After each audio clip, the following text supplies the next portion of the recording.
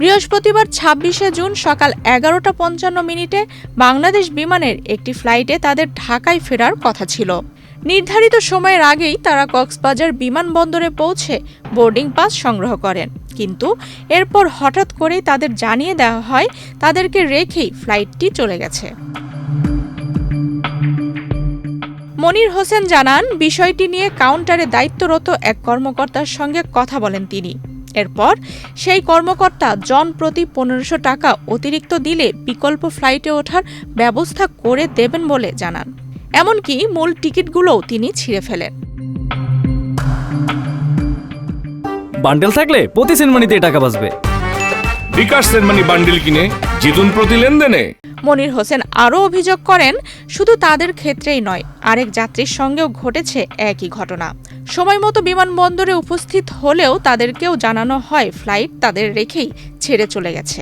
সেই যাত্রীদের কাছ থেকেও অতিরিক্ত ১৫০০ টাকা দাবি করা হয় এবং ভুক্তভোগী যাত্রীরা অতিরিক্ত ১৫০০ টাকা দিয়ে বিকল্প ফ্লাইটেই গন্তব্যের উদ্দেশ্যে রওনা হন।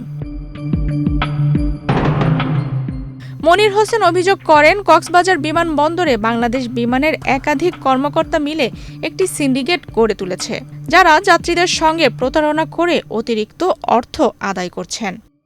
আমি একজন মালদ্বীপ প্রবাসী। আমি কক্সবাজার আসছিলাম ঘুরতে। আমার আজকে ফ্লাইট ছিল বিমান বাংলাদেশ ১১টা ৫৫। আমি যথাযথ টাইমে এয়ারপোর্টে আসি। আমি ১১টা ৪০ এয়ারপোর্টে ঢুকি। আমাকে বোর্ডিং পাস সব কিছু দেওয়া হয়। আমি যখন লাস্ট স্টেপে যাই, ওইখানে যাই আমি 10 মিনিট বসেছিলাম, তখনও ১১টা ৫৫ বাজে নাই। যখন ১১টা ৫৬ বাজছে, তখন আমি একটা স্টাফকে ডাক দিয়ে জিজ্ঞেস করছি, আপনাদের বিমানটি আসে না নাকি? তখন উনি বোর্ডিং পাস দেখে তখন আমাকে কাউন্টারে পাঠাইছে।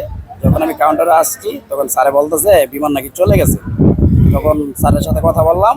কথা বলার পরে এখন আমাকে বলতেছে নেক্সট ফ্লাইট আমাকে দিয়ে দিবে, প্রতি টিকেটে ১৫০০ টাকা করে দেওয়ার জন্য।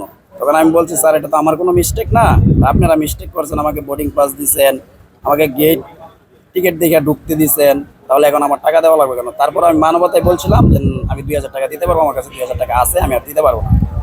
এই পর্যন্ত। এখন স্যারে নাকি মিটিং আছে, মিটিংয়ে চলে গেছে, এখন আমাদেরকে ওয়েটিংয়ে রাখছে। আর টিকিট ও বোর্ডিং পাসটা ওই যে জায়গা থেকে আমাকে দিচ্ছে, ওই জায়গায় যখন বিমান ছেড়ে দিছে, তখন আমাকে বলছে বোর্ডিং পাসটা দেওয়ার জন্য। তখন আমরা যাত্রী ছিলাম ৪ জন। আমি ২টা টিকিট আমার হাতে রাখি আর 2টা টিকিট ওনাকে দেই দেখতে।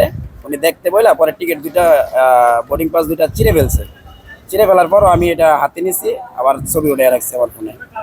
আর আমার কাছে একজন ওই যে যখন লাস্ট চেক হয়, ব্যাগগুলো চেক করে, ওইখানে একজনে বলছে চা খাওয়ার জন্য কিছু টাকা দিতে।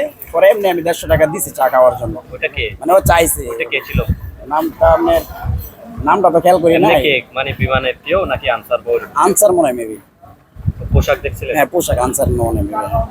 এখন আমি চাচ্ছি তারা এখানে হয়তো মনে হয় একটা সিন্ডিকেট করতেছে।